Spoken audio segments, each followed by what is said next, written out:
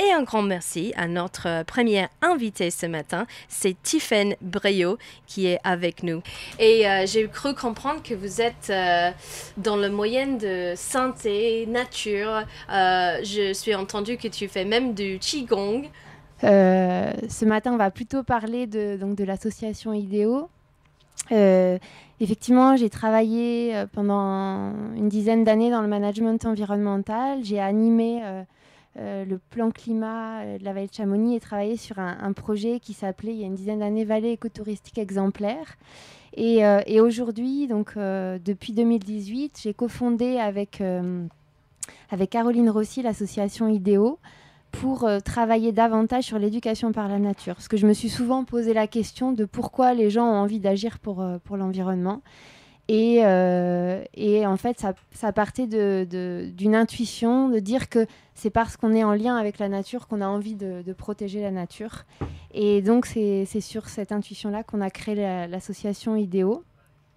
Et Caroline m'a rejoint ensuite, donc elle s'est formée à l'intelligence collective, et donc l'idée c'était d'accompagner des structures à une plus grande conscience écologique, à mettre en place des actions environnementales par le lien à la nature et l'intelligence collective. Ouais, pourquoi vous avez lié ça avec les enfants du coup? Oui, alors parce que assez rapidement, des écoles nous ont contactés pour justement travailler sur le lien à la nature avec les enfants dans les écoles, aller de plus en plus dehors. Beaucoup constaté qu'en fait les enfants n'étaient plus en lien avec la nature. Et donc c'est de là, et en fait on a priorisé vraiment notre action depuis 2019 sur l'éducation par la nature. Et vous-même, vous avez des enfants? Oui, j'ai une petite fille qui a 8 ans, qui s'appelle Léonie. Elle va à quelle école? À l'école des Ouches. Ok. Ah oui, qui nous accueille dans le train aujourd'hui aussi. Oui, c'est ça. Un truc de fou. Et voilà, dans la vallée de Chamonix, moi je suis aussi parent. Et je vois qu'on est dans un super endroit, dans la montagne alpine. Ils ont beaucoup de chances de partir en voyage. Par exemple, l'école des Ouches aujourd'hui dans le train qui va probablement balader quelque part, j'imagine. Mais les écoles eux-mêmes, ils sont assez bétonisés. On est d'accord? Oui, complètement. Disons que c'est un peu partout le même constat. Même dans la vallée de Chamonix, on a beau avoir un paysage exceptionnel, une nature juste à côté. Finalement, les cours d'école sont bétonnés. Le rapport de la nature des enfants, c'est un rapport souvent de consommation, très lié au sport. Il y a assez peu ce rapport de contemplation, de lien avec la nature. Donc c'est vrai que nous, par exemple, on propose des activités sensorielles, créatives, voilà, qui vient vraiment toucher plutôt l'émotionnel et créer un lien. Voilà, il suffit de pas grand-chose en fait pour se sentir en lien avec la nature, mais ça demande un calme. Et donc, dans une société où on est de plus en plus stressé, où tout s'accélère, c'est pas toujours évident de sentir ça. Et dans ces initiatives, vous trouvez des supports peut-être régionaux ou financiers ou même gouvernementaux depuis quel côté? Oui, alors en fait, on a commencé le premier projet, on a commencé à intervenir dans des écoles alternatives, puis un peu dans l'école publique, et on s'est dit que là où il y avait le plus besoin, c'était dans des écoles qui sont en réseau d'éducation prioritaire, où là vraiment, justement, plus dans la vallée de l'Arve, ou voilà, dans des endroits où les enfants on passe beaucoup de temps finalement enfermés dans des appartements devant des écrans. Et on s'est dit, voilà, c'est là où il y a vraiment quelque chose à faire. On a monté ce projet qui a été soutenu par la Fondation Nature et Découverte et la Fondation Terra Symbiosis. Et de là, en fait, la Fondation Terra Symbiosis, qui est basée à Strasbourg et à Chamonix, nous a proposé d'organiser donc l'année dernière des rencontres enfance et nature, parce qu'ils les organisaient à Strasbourg depuis 5 ans. Et donc, ils nous ont proposé d'organiser les rencontres à Chamonix, sur la vallée de Chamonix et le pays du Mont-Blanc. Et donc, voilà, c'est parti vraiment de soutien en fait, de ces fondations. Et puis, la communauté de communes de la vallée de Chamonix, qui également nous soutient depuis le début. C'est parti. Voilà. Et puis, c'est parti de Valocine. On sent la sensation de le train nous quitter, voilà. le station et on dirige vers le buet. On continue sur cette thématique scolaire, je trouve intéressant. Moi aussi parce que je suis maman. Hein. Et voilà, est-ce qu'il y a une école phare dans la région que tu as envie de dire, là, ils ont compris, faire des choses comme il faut? Alors, par exemple, il y a plusieurs initiatives. Souvent, c'est des initiatives des enseignants qui ont une sensibilité, qui ont envie. Je pense à Laetitia, à l'école de Servoz, qui toutes les semaines emmenait les enfants dehors. Après, il y a aussi des initiatives, je sais au niveau du périscolaire à Valorcine, ils font aussi beaucoup de choses. Il y a des projets de végétaliser les cours d'école, donc il y a un gros projet à l'école des pèlerins à Balma. Donc, en tout cas, sur la vallée de Chamonix, il y a quelques projets. On va accompagner aussi cette année l'école du plateau d'Assy vers l'école dehors. Et aussi, on a un projet avec la vallée de Chamonix en concertation avec donc les animateurs nature de la communauté de communes, de voir comment on peut accompagner plus massivement tout le territoire sur cette thématique-là. Voilà, donc ça c'est une réflexion qui est en cours et on aimerait mettre en place tout ça l'année prochaine. Et c'est génial. À la rentrée cette année, à l'école de centre, ça c'est où il va méfier à moi. On a tous vu que ça c'est plus bétonisé qu'avant en fait. Mais ils ont aussi incorporé des petites plantations peut-être pédagogiques. Mais il y avait un arbre dans le corps des maternelles qui est plus là. Ces tendances d'enlève des arbres ou peut-être vous avez un scoop comme quoi c'est pour végétaliser l'avenir, toute la zone peut-être.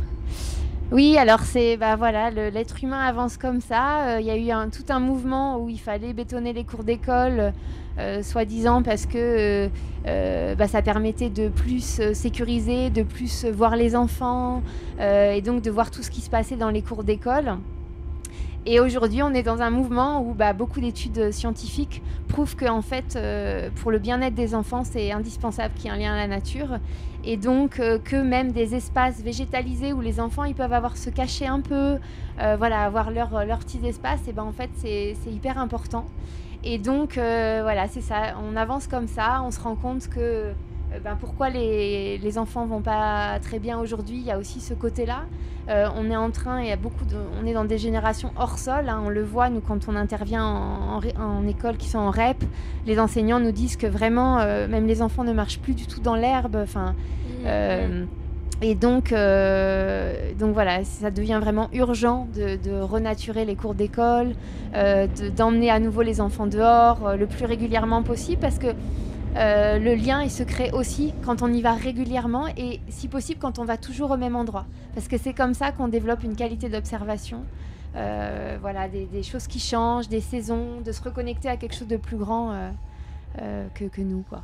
Ouais, on comprend en tant que parent, c'est compréhensible, c'est incompréhensible de encore bétoniser, c'est très compréhensible de voir le besoin de revégétaliser, parce que qu'est-ce qu'on veut, on veut enlève les écrans de nos enfants, on veut enlève leurs pieds, leurs chaussures, mettre dans l'herbe comme tu as dit, c'est génial, ça c'est le vrai avenir. Et est-ce que c'est pour ça que vous avez organisé cet événement Rencontre Enfance et Nature?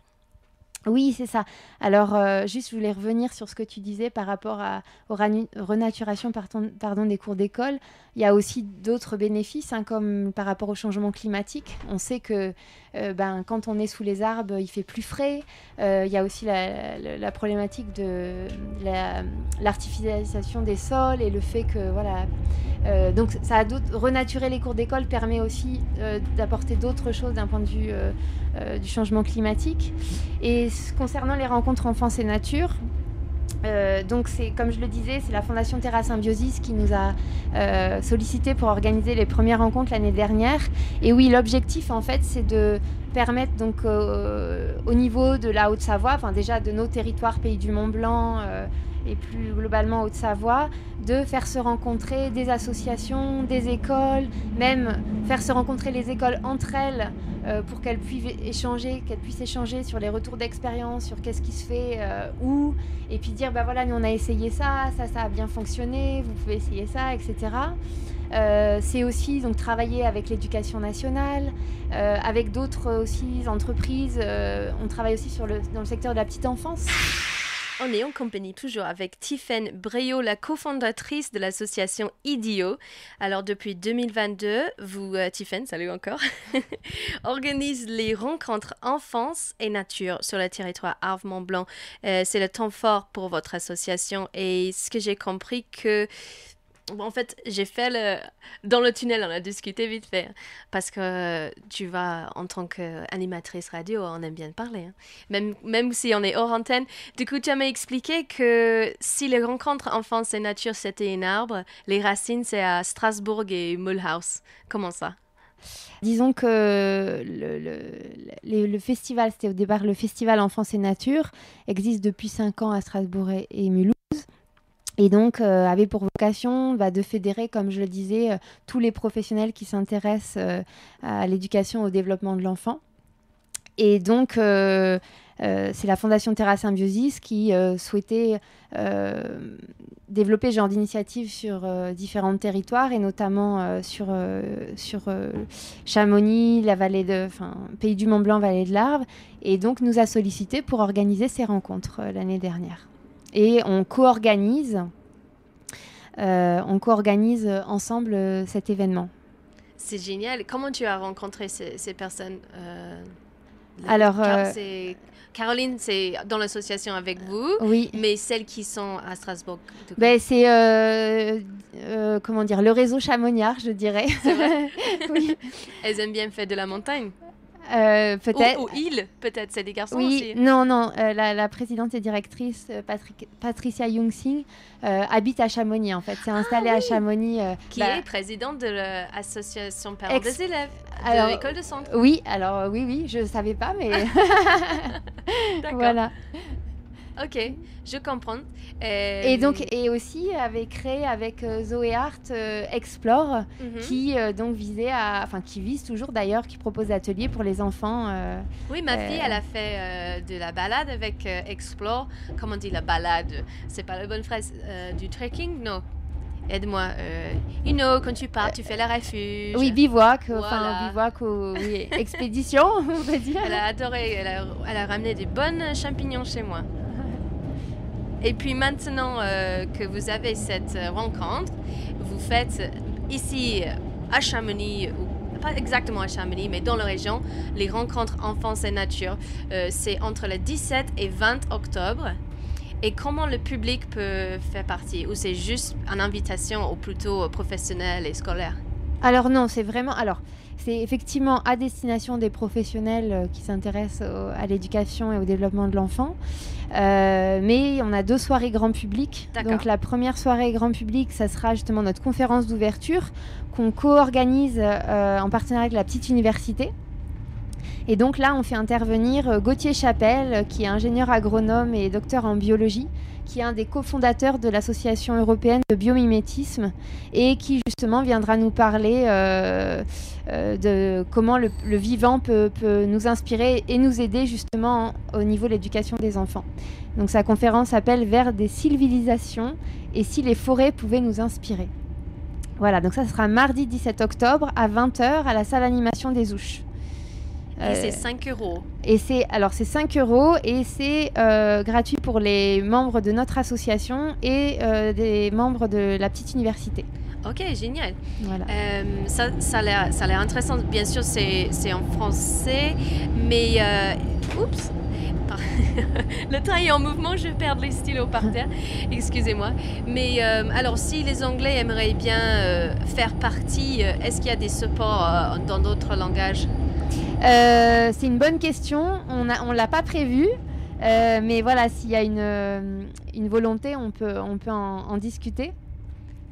Soit disant les parents avec leurs enfants, on a commencé à apprendre un peu de français quand même. Et puis pour le reste, la suite, je veux dire, mercredi, école et nature, c'est le résultat d'études et regards croisés. Qu'est-ce que c'est? Oui, alors juste, je vais finir sur les soirées. La deuxième soirée grand public d'accord. A lieu le mercredi soir au cinéma Vox à Chamonix.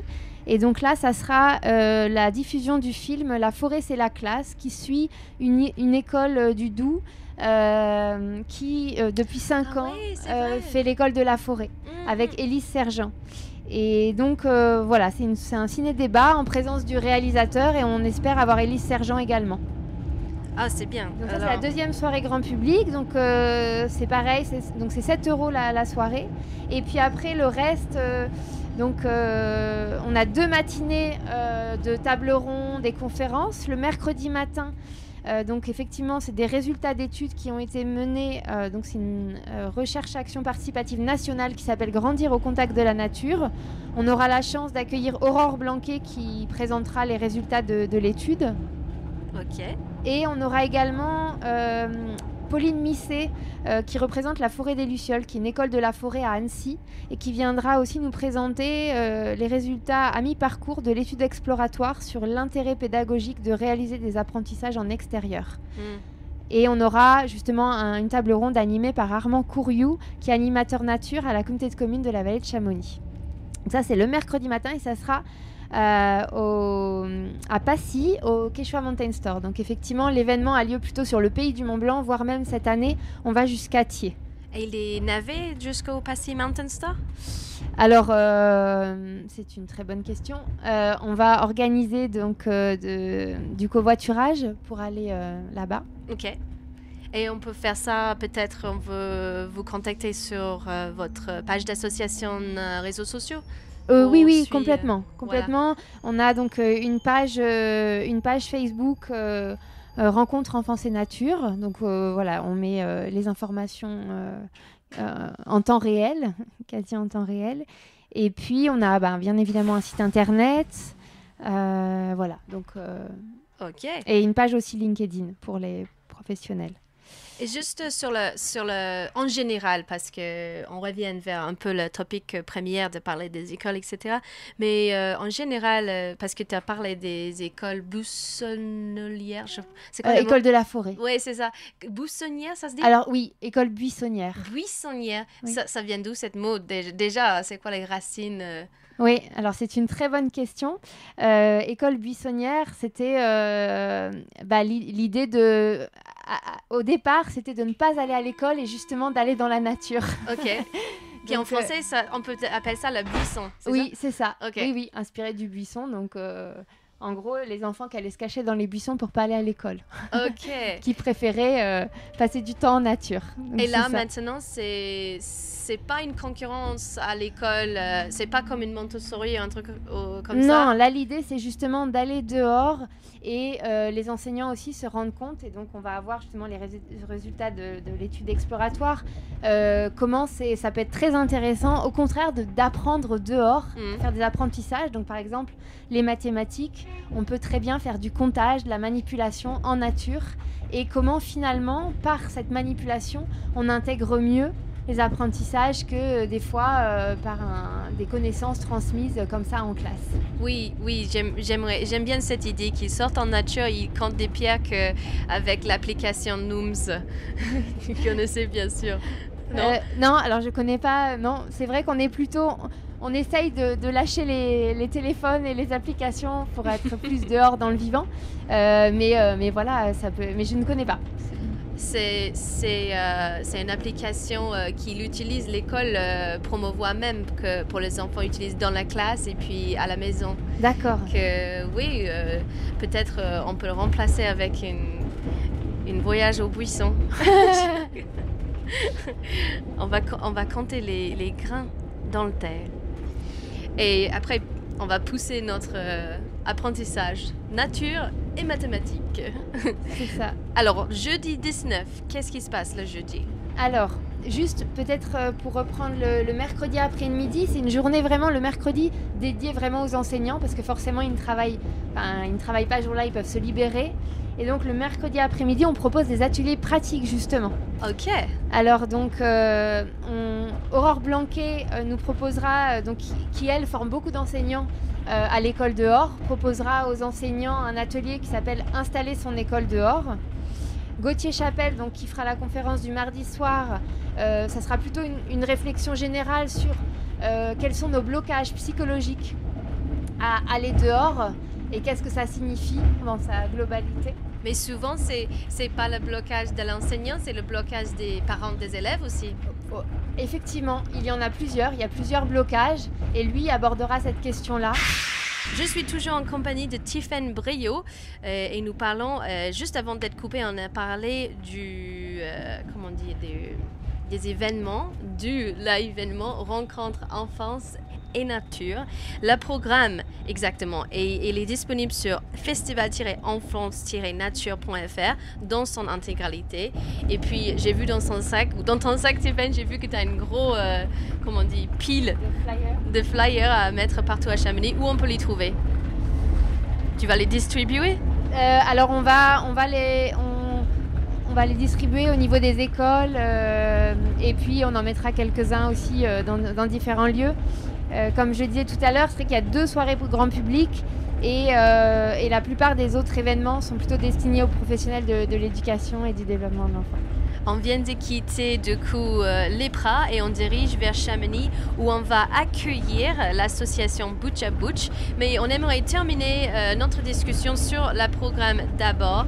C'est génial, on a discuté déjà des conférences ouvertes au public, le film aussi qui est le mercredi soir au Cinéma Vox, mercredi soir. Voilà, 7 € avec le film de Daniel Schlosser et qui est présente. Oui. C'est génial de discuter aussi. La forêt, c'est la classe. Et puis, jeudi, pour terminer, qu'est-ce qui se passe jeudi?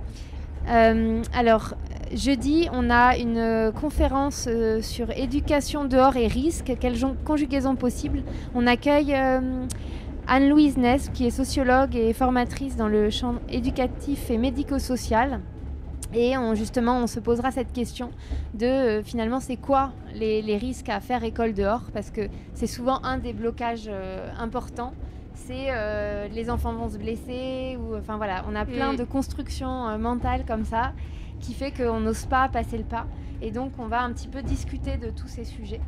Avant d'être coupé, on parlait de ce sujet exactement, comme quoi c'est plutôt les parents qui bloquent aussi de la fait de accueillir une fiche chez eux qui crie « Ah oui, on va ramener les enfants pique-nique, on va aller ici, là, à gauche, il faut signer. » Peut-être il y en a qui ne signent pas. Oui, alors il y a toujours, il peut y avoir des freins à différents endroits, donc c'est vrai que justement l'idée de ces rencontres, c'est de parler de tous ces freins et de pouvoir les lever. Pour pouvoir mettre en place tout ça. Et suite à cette conférence, donc, on aura une table ronde sur l'enjeu du risque dans les pratiques éducatives en nature, de la petite enfance à l'adolescence. Donc on accueillera, cette conférence sera animée par Cécile Thueux du collectif Tous dehors France, qui justement au niveau national travaille à faire se démocratiser l'école dehors. Et cette table ronde sera composée donc de Charline Cacha qui s'occupe des crèches Wild Child. On aura également Victorine Ponce du FJEP de Passy, Christine Karcher de la mairie de Combloux. Et puis donc on devait avoir Mountain Riders qui au niveau du public plutôt adolescent. Et donc on parlera aussi de ce public-là. Et qu'est-ce que c'est une canapé forestier? Ah oui, et donc l'après-midi, on ira rendre visite au canapé forestier à Combloux. Et donc c'est un lieu d'accueil en nature avec donc construit justement. Il faut venir voir. Il faudra venir voir, mais donc ça permet d'accueillir des enfants, des écoles dehors. C'est un lieu de regroupement en fait convivial en nature. Et donc, ça se fait de plus en plus dans différentes communes, d'avoir un lieu où justement toutes les écoles peuvent aller pour faire l'école dehors. C'est bien. Et la gestion des risques dans les structures d'accueil de la petite enfance, le lien avec la nature, c'est par Wild Child. Et du coup, j'ai cru comprendre son association, son structure de crèche, c'est d'incorporer la nature plus auprès des enfants.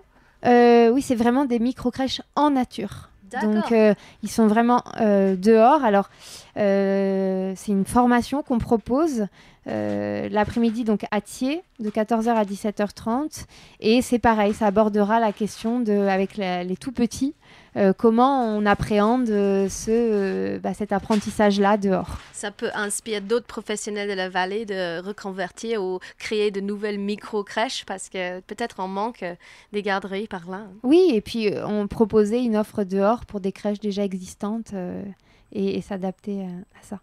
Et du coup, le site web, c'est festival-enfance-nature.fr pour toute structure et particuliers qui sont intéressés de trouver plus d'informations. Oui, c'est ça, oui. Est-ce que vous avez des remerciements que tu souhaites faire avant de nous quitter? Alors oui, je voulais remercier. Et puis, c'est vrai qu'on n'avait pas reparlé des 2 autres ateliers du mercredi après-midi. Donc, qui aura lieu, il y en a un à l'école Montessori des Glaciers. Donc, on remercie l'école Montessori des Glaciers et Maëco Roller. Et puis, vers une cour vivante aussi, avec Adrien Ozeille, Écosystème, et donc qui, lui, va montrer comment on peut végétaliser une cour d'école avec des moyens, avec les moyens du bord, j'ai envie de dire. Donc voilà, on remercie effectivement tous les intervenants, partenaires. Donc ces rencontres sont soutenues par la Fondation Terra Symbiosis, par Assas Hôtel, en partenariat aussi sur cette conférence d'ouverture avec la petite université, et soutenues également par la Fondation Compagnie du Mont Blanc. Génial, merci d'avoir fait le trajet avec nous, Tiffaine, et puis bonne rencontre, Enfance et Nature.